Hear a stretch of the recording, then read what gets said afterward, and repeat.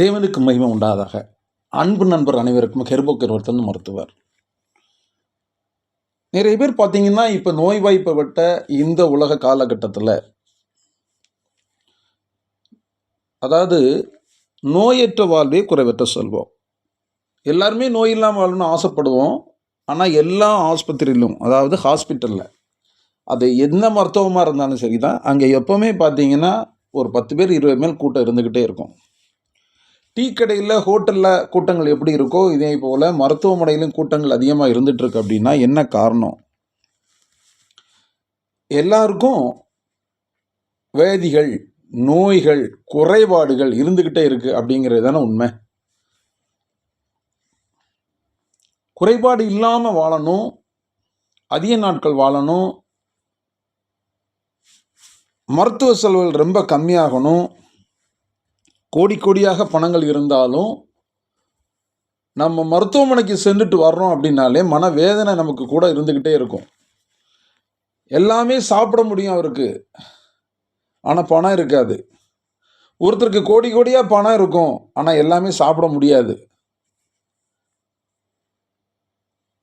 அதாவது சாப்பிட முடியும் உள்ளவங்களுக்கு பணம் இல்லாமல் போகிறதும், சாப்பிடக்கூடாது அப்படிங்கிறவங்களுக்கு பணம் இருக்கிறதும் இயற்கையாக்கு புறம்பாக நிறைய விஷயங்கள் இருந்துக்கிட்டு இருக்கு. வாங்க அளவுக்கு வசதி இருந்தும் சாப்பிட முடியாது. அவங்க கோதுமை கஞ்சி தான் குடிக்கணும், நீர் ஆகாரம் தான் சாப்பிடணும் அப்படின்னு சொல்லிட்டு வெறும் வயிற்றோட படுக்கிற எத்தனையோ கோடீஸ்வரங்க இந்த நாட்டில் இருக்காங்க. அரை வயிற்றுக்கு கூட கஞ்சி இல்லாமல் பசியோட ஈரத்துணியை கட்டிட்டு படுக்கிற எத்தனையோ ஏழைகள் இருக்காங்க. அவங்களுக்கு எல்லாமே சாப்பிட முடியும், ஆனால் சாப்பிட்றதுக்கான வசதிகள் இல்லை. நிறைய பேர் பார்த்தீங்க அப்படின்னா, வீட்டுக்கு ஒரு மருத்துவர் இருந்தால் ரொம்ப நல்லா இருக்கும். எல்லா குடும்பத்திலையும் ஒரு மருத்துவர் இருந்தால் நமக்கு தேவைகளை போக்கிக்கலாம், நமக்கு என்னன்னாலும் உடனே கேட்டுக்கலாம். எதிர்காலத்தில் நம்மளுடைய எந்த விஷயமா இருந்தாலும் அவங்க பார்த்துக்குவாங்க. என்னதான் இருந்தாலும் டாக்டர்கிட்ட அப்பாயின்மெண்ட் வாங்கி டாக்டர் போய் அணுகுனாலும் ஒரு 5 நிமிஷம் 10 நிமிஷம் தான் பேச முடியும். அவ்வளோ சாதாரணமாக மருத்துவரை பார்க்க முடியாது. அதற்கான பண செலவுகள், பண விரயங்கள் அதிகமாக இருக்கும். இதனால் நம்ம குடும்பத்தில் படிக்கிற வயசில் பிள்ளைங்கள் இருந்தால் ஒரு மருத்துவரை உருவாக்கிடலாம் அப்படின்னு எல்லாரும் நினைப்பாங்க. ரொம்ப சந்தோஷமான விஷயம். வீட்டுக்கு ஒரு மருத்துவர் இருக்கட்டும்.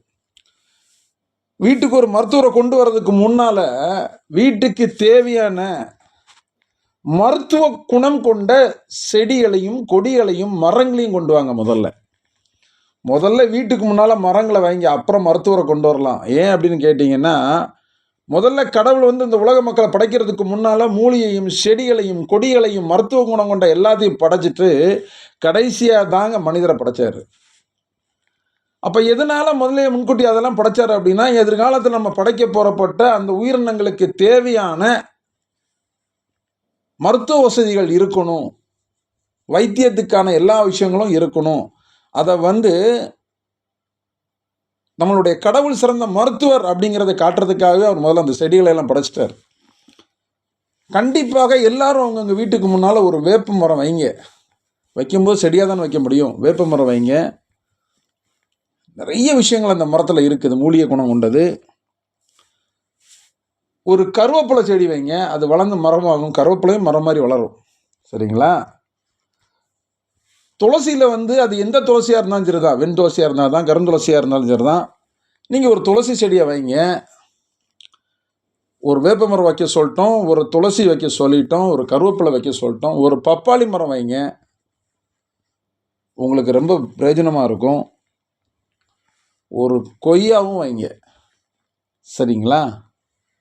இது எல்லாமே உங்கள் வீட்டில் வச்சுட்டீங்க அப்படின்னா, கிட்டத்தட்ட பார்த்தீங்க அப்படின்னா ஒரு பாதி வகையான ஒரு மருத்துவத்தை கொண்டு வந்துட்டீங்க.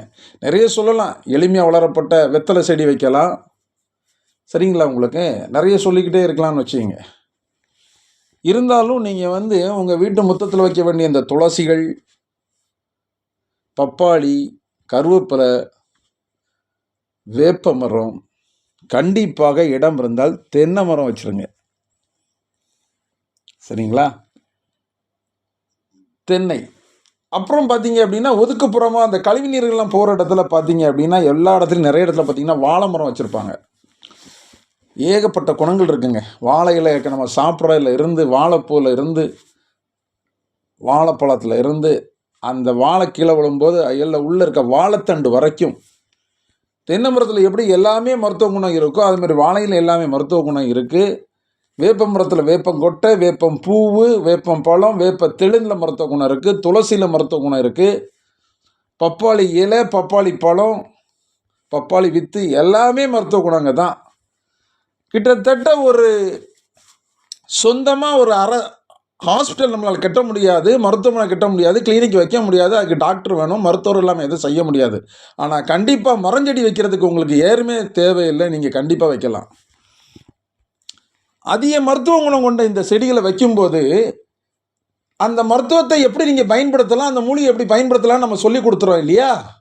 இது மூலிகை, அதில் உள்ள மூலிகையில் வந்து எந்த இரவு பகலாக இருக்கட்டும், எந்த நேரமாக இருக்கட்டும், உங்களுக்கு தேவைப்படும் போது நீங்கள் அதிலேருந்து பறிக்கிறீங்க. அதை வந்து நாங்கள் சொன்ன மாதிரி அதை மருத்துவத்தில் எப்படி அதை உருவாக்கி கொண்டு வரலாம், அந்த மூலிகை எது கூட எப்படி சேர்த்து சேர்மானம் பண்ணி எடுத்தால் எளிய முறையில் அது மருந்தாக மாறி உங்களுக்குள்ள குறைபாடை தீர்க்க முடியும் அப்படிங்கிறத நம்ம சொல்லி கொடுத்துருக்குறோம் உங்களுக்கு.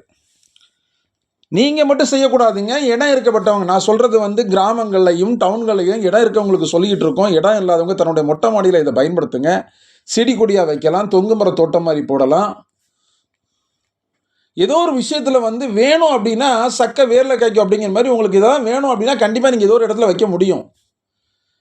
பெரிய மரமாக வச்சு நட்டு பெரிய தோப்பாக ஆக்கி பெருசாக பண்ணணும்லாம் இல்லை, எல்லாராலையும் அது எல்லாம் முடியாது. ஸ்கொயர் ஃபீட் வாழ்க்கை வாழ்ந்துக்கிட்டு இருக்காங்க சிட்டியில் எல்லாருமே பார்த்தீங்க அப்படின்னா 300 ஸ்கொயர் ஃபீட் 400 ஸ்கொயர் ஃபீட் வீடு இருக்க இடத்துல எப்படி இதெல்லாம் வளர்க்க முடியும் அப்படின்னு நீங்கள் பார்த்தீங்கன்னா கண்டிப்பாக அங்கேயும் ஒரு கார் பார்க்கிங் இருக்கும், முன்ன இடம் இருக்கும், உங்களுக்கு ஒரு மொட்டை மாடி இருக்கும். உங்களால் முடிஞ்ச செடி கொடிகளை நீங்கள் வளர பாருங்கள். அதை நீங்கள் மருத்துவமனை கொண்டதாக வளர்க்கும் போது உங்களுக்கு அந்த ஃப்ளாட்டில் உள்ள அப்பார்ட்மெண்ட்டில் உள்ள எல்லாருக்கும் தான் அது பிரயோஜனமாக இருக்கும், உங்களுக்கு மட்டும் இல்லை. வளர்த்து பாருங்கள், வாழ்க்கையில் மிக மிக நிறைய விஷயங்கள் உங்களுக்கு அதுலேருந்து கிடைக்கும், பலன் கிடைக்கும். கண்டிப்பாக உங்களுக்கு மட்டும் இல்லை, குறைபாடு உள்ளவங்களுக்கு தான் அது தெரியும். குறைபாடை தீர்க்கிறதுக்கான அருமருந்து குணம் கொண்ட இந்த செடி கொடிகளை வளர்க்கும் போது அதிலிருந்து கிடைக்கப்பட்ட பயன்படுத்துறதுக்கு கண்டிப்பாக தெரியும், நோய்வாய்ப்பட்டவர்களுக்கு கண்டிப்பாக தெரியும், பயன்படுத்தி பார்த்தவங்க பலனடைந்திருப்பாங்க. கண்டிப்பாக இது உங்களுக்கு எந்த விதத்திலையும் ஒரு பெரிய பொருள் செலவோ நஷ்டங்களோ கஷ்டங்களோ ஏற்படுத்தாது. இந்த ஆடியோ வீடியோ உங்களுக்கு பிடித்திருந்தா உங்கள் நண்பர்களுக்கு ஷேர் பண்ணி சப்ஸ்கிரைப் பண்ணுங்கள். அருகில் உள்ள பெல் பட்டவங்களை மேலும் நல்ல ஒரு ஆடியோ வீடியோவில் சந்திப்போம். நன்றி, வணக்கம்.